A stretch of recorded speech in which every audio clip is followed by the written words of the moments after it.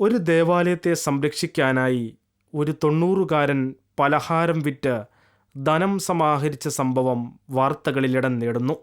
UK-യിലെ Suffolk വെസ്റ്റണിലുള്ള cent Mary's ദേവാലയത്തെ സംരക്ഷിക്കാനാണ് ഗറി Smith എന്ന 90 വയസ്സുകാരൻ പലഹാരം വിറ്റ് പണം സമാഹരിച്ചത്. ഇതിലൂടെ സ്മിത്ത് 30,061 പൗണ്ട് സമാഹരിച്ചു. ഇതിലൂടെ ബലക്ഷയം സംഭവിച്ച ദേവാലയത്തിൻ്റെ പുനരുദ്ധാരണത്തിന് ആവശ്യമായ 1,00,000 പൗണ്ടിന് മുകളിലുള്ള തുകയുടെ 1/3 സ്മിത്തിൻ്റെ സംഭാവനയിലൂടെ ലഭിച്ചു. ദീർഘകാലമായി ദേവാലയ ശുശ്രൂഷയായിരുന്ന സ്മിത്തിൻ്റെ ഭാര്യ പമേലയുടെ മരണശേഷം 80-ാം വയസ്സിലാണ് സ്മിത്ത് ബേക്കറി ആരംഭിച്ചത്. ദേവാലയമാണ് എനിക്കെല്ലാം എന്നായിരുന്നു ഈ ധനസമാഹരണത്തെക്കുറിച്ച് ചോദിക്കുമ്പോൾ സ്മിത്ത് നൽകുന്ന മറുപടി.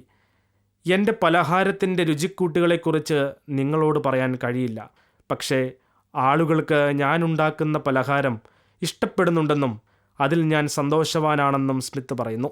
നിലവിലെ സെൻറ് മേരീസ് ദേവാലയത്തിലെ ശുശ്രൂഷയായ റിച്ചാർഡ് സ്മിത്തിൻ്റെ സമർപ്പണത്തെ പ്രശംസിച്ചു.